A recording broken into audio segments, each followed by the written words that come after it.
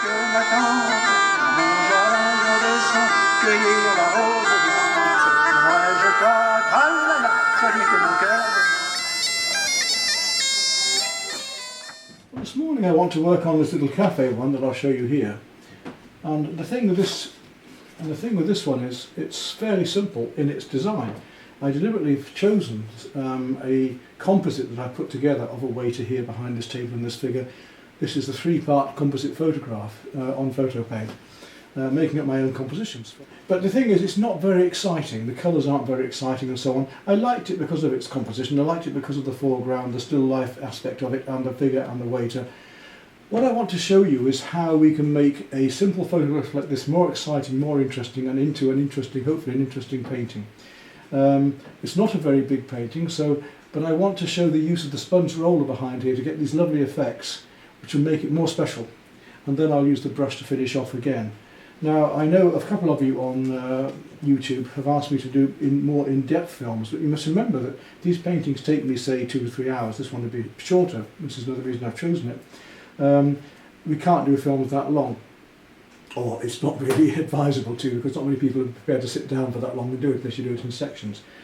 So I've given in-depth in my films in many areas of the painting. There are many showing in detail the use of the sponge roller, different subject matters from landscape to sea to everything with the sponge roller. But in this case, because it's a smaller painting, I'll try and get as much into it as I can for you to show you the techniques right the way through it. Okay then, let's get the sponge roller ready, and we'll have a go at this one and try and make it a bit more exciting, even though it's rather a dull photograph. So, sponge roller, I'm going to just damp it first. You don't want to soak it, just get it damp. If it's too wet, then paint will dribble everywhere when you put it on. Nice big brush again for mixing. Use an older brush for this because it's only for mixing up. And here I've got my mixing palettes, paints. I'll have to refill them soon. I've been using them up, but I should get rid of this maybe alright before I have to refill. Okay then. Let's look at these lovely areas behind here and get as much of this painting done with this sponge roller as we can. So it's about a 1 1/4 inch sponge roller, 1 1/2, 1 1/4, and you can see the size of it on here is just about right for this scale. We wouldn't want to go much smaller with the sponge roller. It would be difficult to go smaller than this. Larger the painting, obviously there are bigger sponge rollers as well. And I've got one here that's 7 inches across. I don't do paintings that require that very much because I can use this standard one. So let's look at these lovely colours going on behind here, and I want to start mixing some of these lovely yellow-green greys here. Yellow-green greys, what a terminology, isn't it? So I'm just waxing onto the brush, and I want to start with the sort of mid-tones of this first. In fact, what I'll probably do is work up some of these darker, warmer, lovely colours here first, and then come back to those lighter tones, I think, because I want to overlap them slightly, so that'll be quite fun. A little bit of green into that, taking some burnt sienna at the moment, just adding a bit of green into it. And I'll just roll my roller again through the brush. That's what we've got to do, is get the paint out of the brush. So, a nice bit of burnt sienna and some greens here, just to bring it down and see what we can get. I'll adjust my colours accordingly as I go along. Well, we'll go around him first of all. Yes, it's a nice colour back for this job. We want to cover up this canvas, that's the main point. We do not want white canvas showing through at all. So I'll go slightly over the outer edge of the drawing of the shapes that are the figure and so on, because if we don't, we'll have a light halo left. We know about where they are, so when I come back again I can get that right. We get this nice mottled feeling. Look, you see now I've got a bit of water on the roller there, which I didn't really want. If I'm going to work over this a bit more, and I've got these lovely mottled effects. A bit more green to that, which we can get only with the sponge rollers. And so they're very good for blending one colour across another. And remember, when it's on your brush, equally when it's on your roller, use it wherever it is. So if it's somewhere else and you've got it on your roller, then you must go and do that. See that lovely effects we can get up with this. Right down around these heads here. Quite quick to do. So it's a very useful one for landscape as well. I found that even for sea scenes and things, I've used this sponge roller successfully on all sorts of techniques. Sit on top and work over the surface to get lovely textures of this paint. We can play a bit of this green across here, so that when I bring the white across in a minute, it's going to just flow through. There we go. As you've already done quite a big chunk of it, so go back now, and so before I wash off, I'm going to go a little bit warmer. Just take some oranges and reds, and I'm not even going to bother cleaning. I'm just going to put them straight on. A little bit of cadmium orange, a little bit of cadmium red.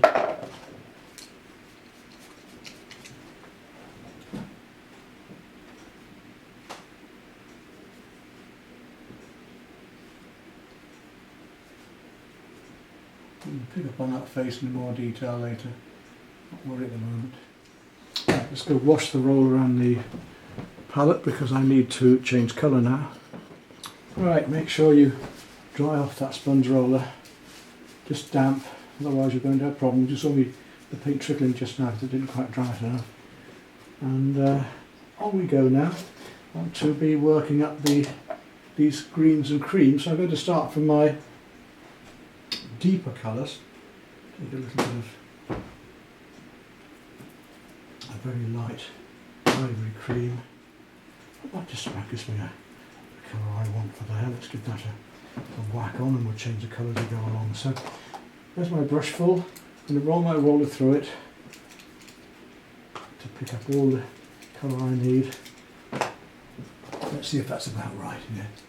Yes, that looks about right. Might go a little bit dark on it in a moment. We'll just. Now this is where I talked about going across things. You see how I can just gently come across that, and we can glaze these colours through, just across the surface like this. These lovely effects. In fact, it's even on him. So we're going to whack in this colour wherever we see it. So it's a semi-transparent coat. To get right across there, so I'll bring that forward and just whack that in now. Could go a little bit darker yet, I think. I'm going to take some blue and some turquoise and that green again. Just bring it down a tad. You see, you can't really go wrong because if we keep mixing this variety of colours, the chances are almost certainly I'm going to find it somewhere else here. So if that's very green just there, which it is, I'm going to go right through this picture because I can bring the lighter colour over in a minute. I want to actually glaze over the surface of this with the lighter colours. Very exciting. Bring it forward again because I can't get at it. Going to be more yellow down there in a minute, but just for the moment we'll get this colour in here just to coat it. You like. It's turning what is quite a banal scene really into a more attractive one. Yellow ochre. Surprising the colours you can see in these things. Quite subtle tones, and this is what's going to make it, I hope, delightful, is this variety of these subtle tones that are going on. There we are, look at that lovely sort of grey we've got there. Lovely green grey. Right through here, again we'll do the whole of this piece with it. It used to be darker still, I think. It's lightening up as my... Don't worry about little accidents of colour coming here and there, but then make it more diverse. It's like controlled accident in watercolour, isn't it? Where we can use the effects of accidental or controlled accident with wet into wet and so on. Rather lovely. Go right through him as well, wasn't it? Lucky white going on there, can't have that, we'll get rid of that. And work into these slightly darker. Right, I need to go lighter still. So take some white and some a little bit of cadmium, of light cadmium yellow. I don't want a cream really for this yet. I'll go a bit lighter in a minute, but we'll just pick up on this lovely yellow that's here. Coming through. Look at those lovely effects we can get, look. You see, we're not going to get that with a brush. We've got that controlled accident going on. And there with the edge of the roller, look how we can use the edge of the roller. Isn't it lovely effects that we can get? Now, that's that sort of area there, which is okay on the picture, but we can make it much more exciting with the roller. Right, lighter still, so take some white into that same colour and just roll my roller through that white. Hopefully now we can pick up on this lovely light, almost to white. So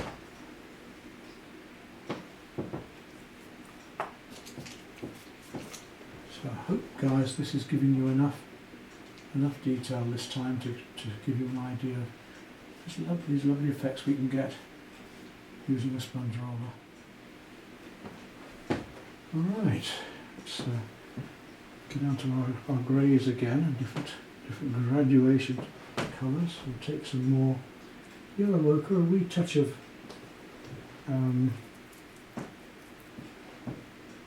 burnt sienna, a bit like this, a bit more green,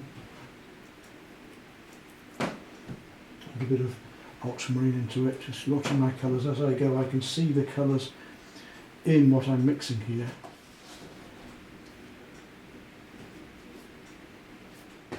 Yep, deeper still. A little bit of purple even into it. And let's see if we can find these lovely deep greys. Brown and blue will give you a nice grey. You can do most of your greys with brown and blue. So I'm going to have to work through this, but it's just how far we can get with the sponge roller, just to show you the diversity of this tool. You just don't have any idea what you can do with it. It seems very large and clumsy, but in fact you can do so much with it. And how long it takes me on this painting, how much I'm going to actually be able to show you, but I think you're getting a very good idea now of the effects. Oh, I can drag the sponge over as well. I'm not just... get back on there. I'm not just rolling with it, I'm using it in other ways as well. More green. I'm going to go to a lighter green again. Green grey. Again, I've got to bring the canvas forward here. I need to work on it just down here. There's a lovely green grey in. A bit stronger. Okay, I want to start working down now into some more blues. So I'm going to take some cobalt into that.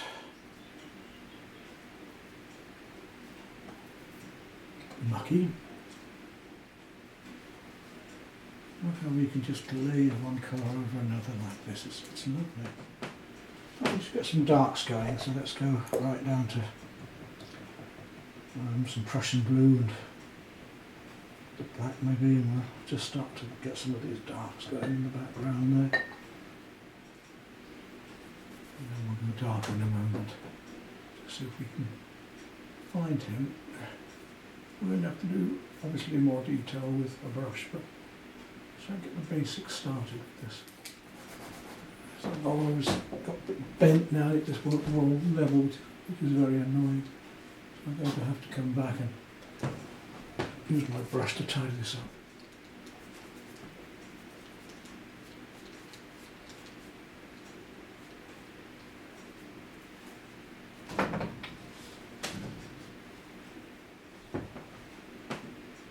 So possibly I'm coming towards the time where I can use a brush.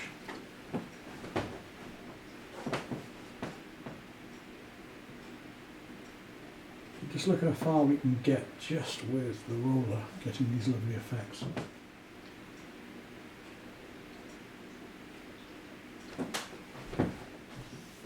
Okay, let's look at the collection of brushes and see what we're going to use now. I think I'm going to want to keep to flats again. I suppose it's not even too big. In fact, I could, if I wanted a neater edge, I could be using the fill, but I don't want too big a brush at this stage. I want something between that flat and that fill, but I think that's what we can do with a 1/2 inch and a 1/4 inch. And here, start to get these highlights, and we can also do a bit of dry brush work, so I can start to drag some of these lighter areas out. Start to find bottle shapes and all sorts going on.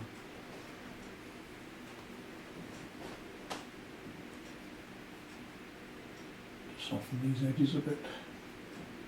And I'll plaster a bit more paint on in a moment, I think. So we get the feeling of the light around these lamps by dragging them out with a dry brush slightly. Right, I'm going to go into a smaller brush and start to try and pull some of this together a bit. Now I'm going to do that by painting around the forms as much as painting within them. You see how when I put a darker colour on, it means the colour I've already put here that seemed dark is not quite so dark when I've done that.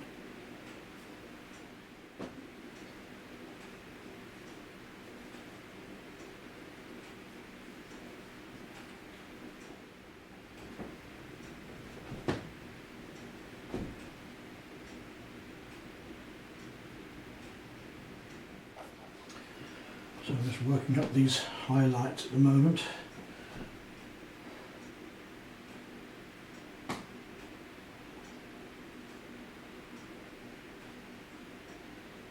You can see how we can do with those. It's quite fun, isn't it?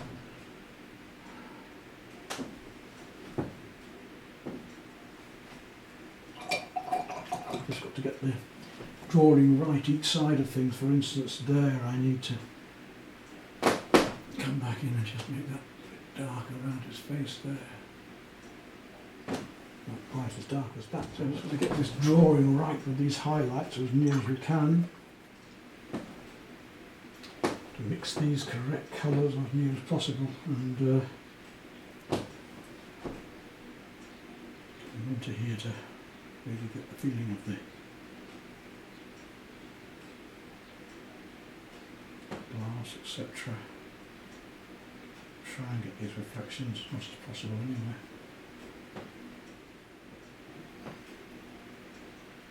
And you can see how we can pull together an impressionistic piece just by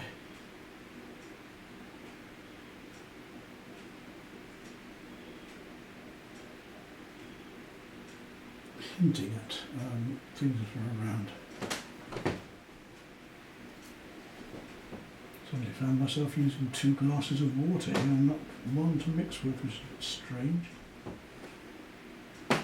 So we're taking a painting a photograph that's very mediocre, and hopefully turned it into something a little bit more exciting and enigmatic.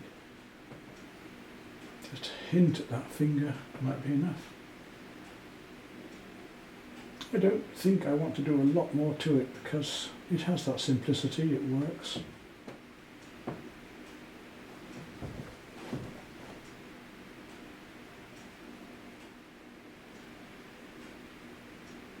I think now suddenly we're about there.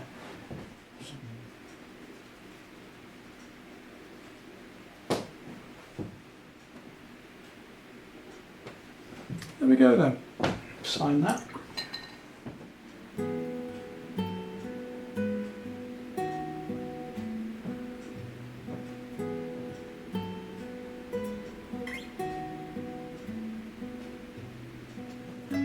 Hopefully showing you what can happen with just a simple little photograph that we can use with the techniques shown to give a nice feeling of light and atmosphere.